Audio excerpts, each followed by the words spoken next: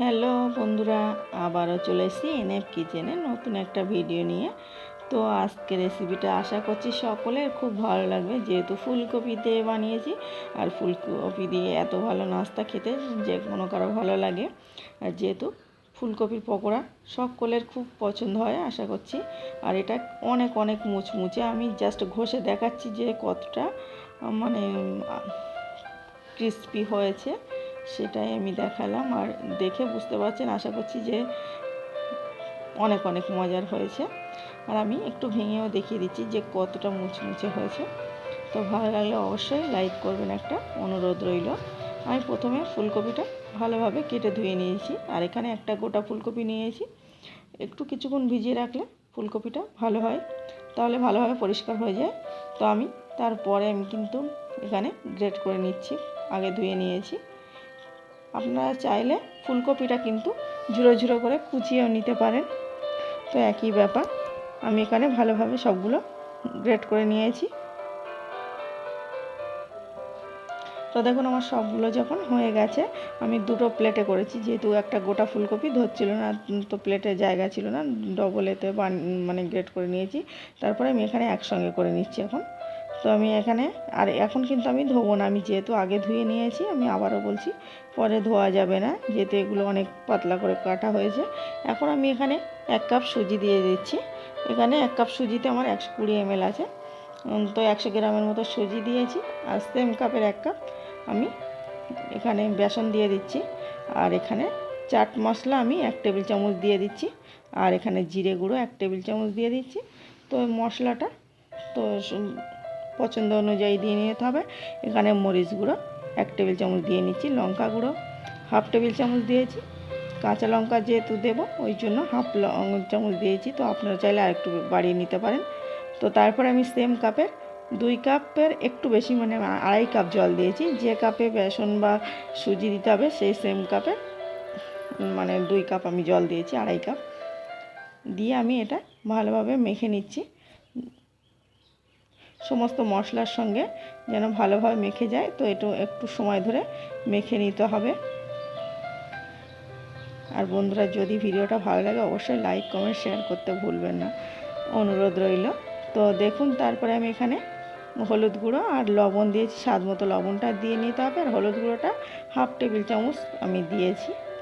দিয়ে আমি আবারও ভালোভাবে মেখে নিচ্ছি। তো একটু একটু মশলা দিতে থাকতে হবে। আর মাখতে থাকলে কি হয়, ভালোভাবে মাখাটা হবে, সবগুলো উপকরণ সবার সঙ্গে ভালোভাবে মেখে গেলে, যেহেতু সুজি দেওয়া আছে তো জলটা ভালোভাবে এইভাবে মাখলে মাখাও হয়ে যাবে আমার।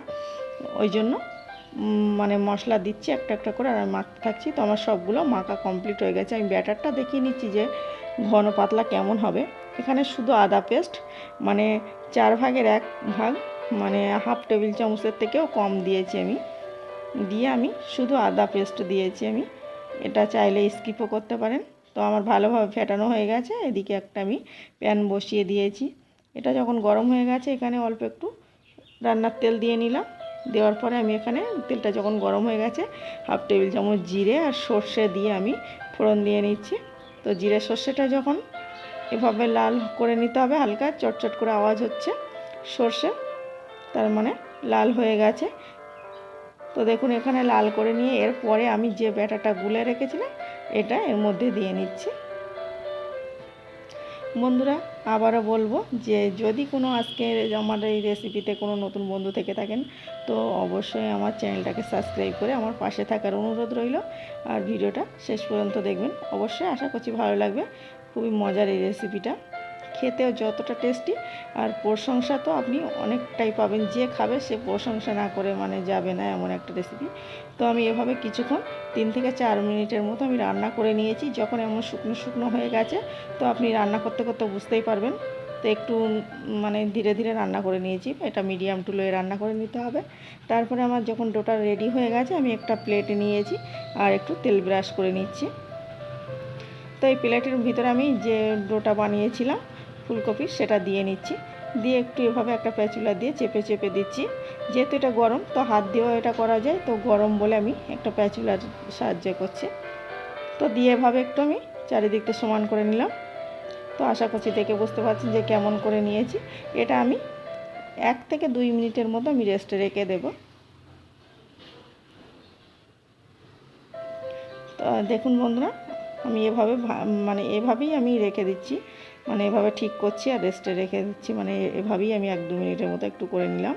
তো যখন আমার পুরোপুরি ঠিকঠাক হয়ে গেছে, আমার মনের মতো শেপ হয়ে গেছে, আমি এটা কিছুক্ষণ রেস্টে রাখার পরে আমি এখানে একটা ছুরি নিয়েছি আর এভাবে আমি পিস করে নিচ্ছি।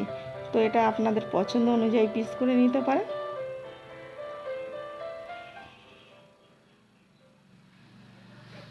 দেখুন বন্ধুরা, আবার আমি এভাবে ঘুরিয়ে 1-2বার করে নিলাম, তারপর এভাবে ছোট ছোট করে পিস করে নিচ্ছি।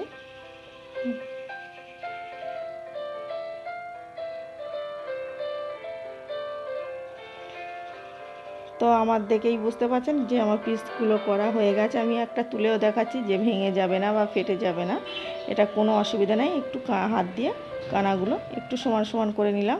তারপরে এখানে তেলটা যখন হালকা গরম হয়ে গেছে, খুব বেশি গরম করা যাবে না, তাহলে কিন্তু নাস্তাটা ভিতর থেকে মুচমুচে হবে না, একদম নরম থাকবে। হালকা গরম হয়ে গেছে, আমি এখানে নাস্তাগুলো দিয়ে নিচ্ছি। একটু পরই উল্টে নিতে হবে, একটু সাবধানে উল্টে নিতে হবে, কিন্তু এটা ভেঙে যাবে না। আশা করছি দেখে বোঝা যাচ্ছে যে কতটা হচ্ছে, ভাজা হয়েছে। হালকা যখন একটু কালার চলে এসছে, আমি একটা একটা করে উল্টে নিচ্ছি।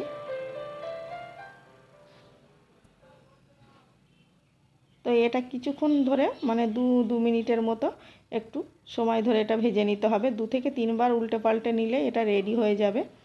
আর এটা আমি পুরোটাই গ্যাসটা মিডিয়াম টু লোয়ে রেখেছি, কিন্তু আমি যে হাই জোরে দেব না, তাহলে এমন কালার হয়েছে যখন একটা লোভনীয় কালার চলে এসছে, আমি সবগুলো তেল ছেঁকে তুলে নিয়েছি। এটা অনেক অনেক মজার হয়েছে আর ততটাই টেস্টি হয়েছে আর অনেক অনেক ক্রিস্পি হয়েছে। তো বন্ধুরা অবশ্যই একবার ট্রাই করবেন। দেখুন, এটাও অনেক মজার, আর ভালো লাগলে অবশ্যই বলতে ভুলবেন না আমার রেসিপিটা আজকে কেমন হয়েছে। আর আমি একটা ঘষে দেখাচ্ছি যে কেমন আওয়াজ হচ্ছে। আশা করছি আওয়াজটা হয়তো বোঝা যাচ্ছে না, কিন্তু আপনারা দেখেই বুঝতে পারবেন যে অনেক অনেক মজার হয়েছে। আর ভালো লাগলে বলতে ভুলবেন না। দেখুন বন্ধুরা, আর অবশ্যই ট্রাই করবেন, যেহেতু আমাদের শীতকালে সবার ঘরে ফুলকপি থাকে। তো এমন একটা নাস্তা থাকলে সন্ধ্যাবেলা চায়ের সঙ্গে সকলের ভালো লাগবে। আবারও দেখা হচ্ছে একটা ফুলকপি দিয়ে এত ভালো নাস্তা, যে যা খেয়েছে খুবই প্রশংসা করেছে। আর আপনারা যেই বানাবেন আমাকে বলবেন কিন্তু কেমন হয়েছে।